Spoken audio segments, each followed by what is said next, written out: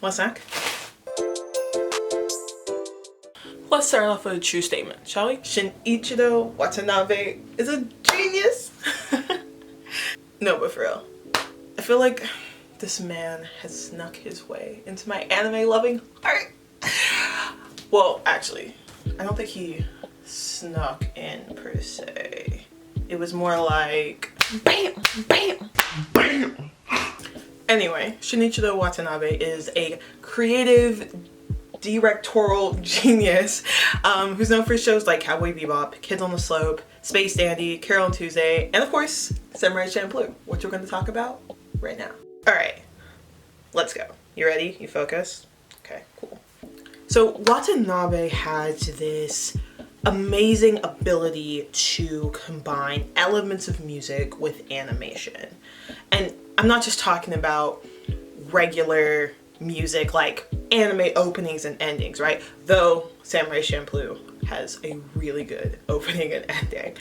No, I'm talking about background music, OST, character themes, transition sounds, all of it. Watanabe has this particular talent to take a theme or a genre and expand on it in a way where when it manifests into an anime, it's amazing, mind-blowing, if you will. But let's back up a little bit. Let me give you a breakdown of what Samurai Champloo is in case you haven't watched it or you need a refresher. This 26 episode masterpiece follows three main characters. We got Fu, a young girl who works as a waitress in a tea shop, Mugen, a vagabond swordsman, and Jin, a stoic and quiet ronin. The story starts off in the tea shop that Fu works in. A governor's son and his band of guards come in and they're trying to like wreak havoc, right? And before they can really instigate a whole lot of trouble, Mugen jumps in and kicks everyone's ass, including Jin. But Jin's not a part of the guards, but Mugen thinks he is. It's really confusing. But either way, while they're fighting, they kind of realize, oh, we're really good fighters and I think we could be rivals. So they form this weird bond. In the midst of them fighting, a bunch of stuff happens. The shop burns down, and then Mugen and Jin get like knocked out in the process of the shop burning down. They get caught and then they get sentenced for execution. At this point, there's just a bunch of favors that are being returned from character to character. So because Mugen and Jin essentially saved Fu's life at the tea shop, she feels the need to repay them. So she decides to go and get them from being executed, or save them from being executed, which she does. And after they've been freed, they essentially repay her by becoming her travel companions to fulfill her wish. And her wish is to find the samurai who smells of sunflowers. And from that point on, the show just chronicles all of the trio's adventures through Edo, Japan.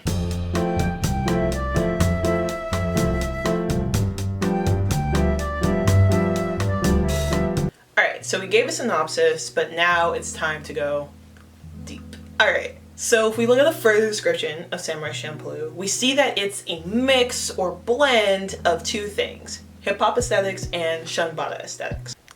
Shanbada? What the hell is that? Shanbada, I'm glad you asked. Shanbada essentially means sword fighting, and it is a genre of Japanese movies known as samurai cinema. Anyway, these movies were mad popular, and probably still are popular, because of these like crazy intense fight scenes, over exaggerated deaths, just this whole played out fantasy of being a samurai in feudal Japan. Alright, so we talked about the samurai stuff, but where does the hip hop stuff come in? Hip hop, got you, hold on, just wait. So, little background on hip hop, right? Hip hop is this cultural, artistic movement that was born during the 1970s in the United States and primarily created by Black and brown folks.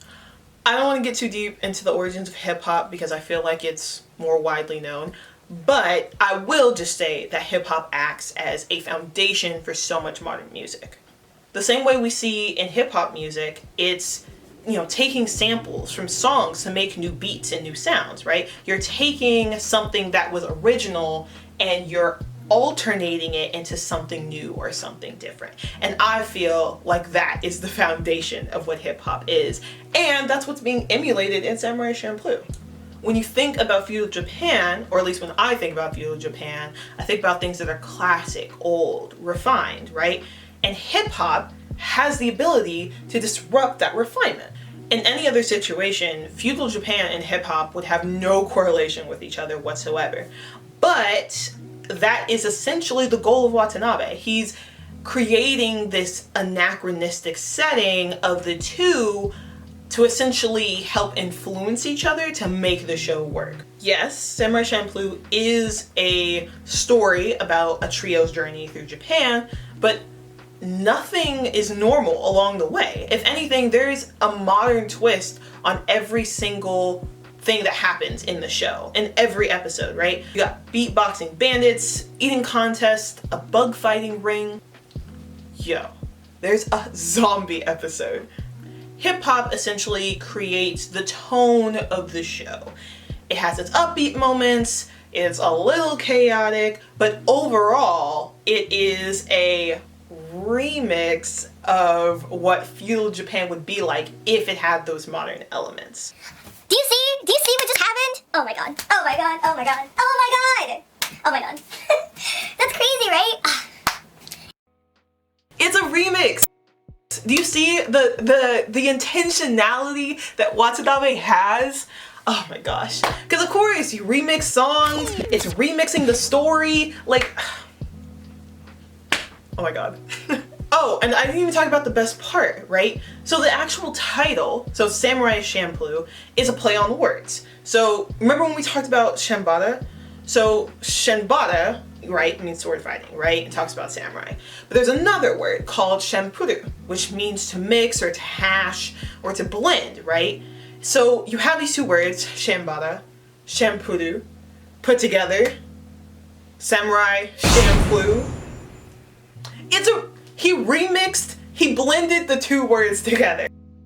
Like, everything is just influenced by hip hop in such a subtle way.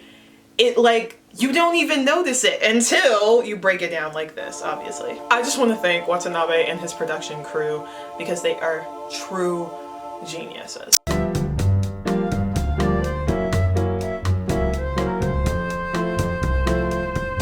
Alright, and lastly, I cannot finish this video without talking about the one, the only, Nujabes. Upon hearing his name, you probably had one of two reactions. Reflect, or cry. And both are reasonable. This man was a damn legend, and his work on Samurai Champloo is just one of his many accolades. Nujabes was a brilliant producer known for blending together hip-hop beats and this kind of soft, atmospheric sound to create this very unique music. He's essentially the godfather of lo-fi. Nujabes, along with Fat Joe, Minmi, DJ Suchi, and Force of Nature, created this amazing background music to Samurai Champloo. Actually, I feel like it's offensive to call it background music because it's just a damn symphony. The whole thing is a damn symphony. And I don't think you realize this, but Samurai Champloo has 4 albums. Like 4 whole soundtracks. That's amazing. I don't think any show in the history of shows, specifically anime, has, I think, more than 1 soundtrack. Also, I implore you, if you have not gone and listened to those soundtracks, go now, go. Okay, so we got 4 soundtracks. We have Departure, Impression, Master, and Playlist. Departure and Impression are probably the most popular of the 4, mainly because Departure features the opening song, Battle Cry, with rapper Shingo 2. And the end song, Shikunu Uta by Minmi. And like I said, the fact that the show has 4 soundtracks should let you know how infused music is in this show, right? Music is not something that's secondary. In fact, it goes hand in hand with the animation. I honestly don't think Samurai Champloo would be as good without the music. And for me, the music is something that makes me recognize the show. So, for instance, there's this track, I think it's called Just Forget.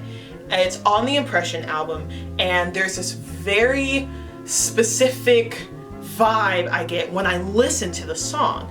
It just makes me think of Jin, Mugen, and Fu like walking through a forest, getting to the next destination, or even playing in the background of like some character telling, you know, some like long backstory. Actually, I think that's what the episode, hold on.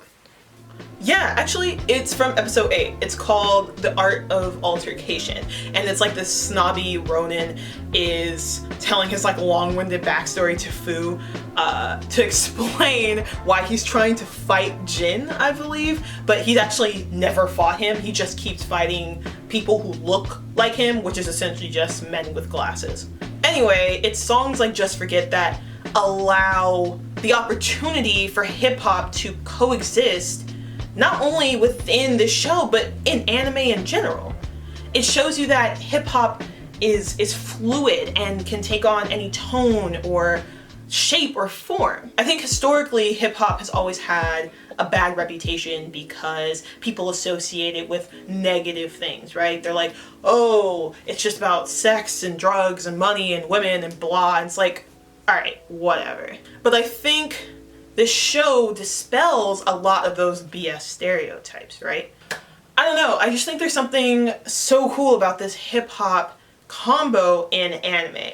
But I appreciate the fact that Watanabe did something like this. I don't know if it was intentional, but as a Black anime viewer, I see this show as something beyond just good anime, but something I can really relate to.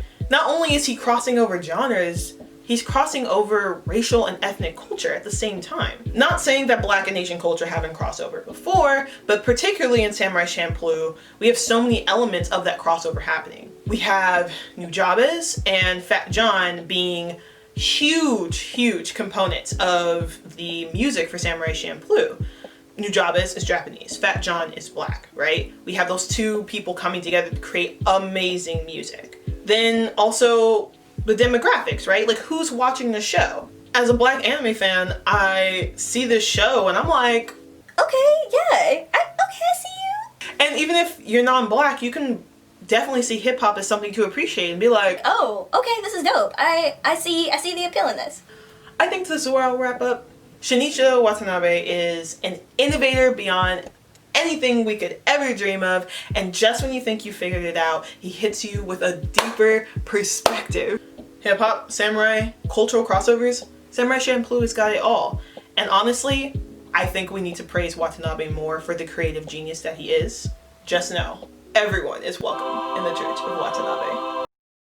If you haven't checked out Samurai Champloo, go ASAP, go now, watch it now, and check out some of Watanabe's other works.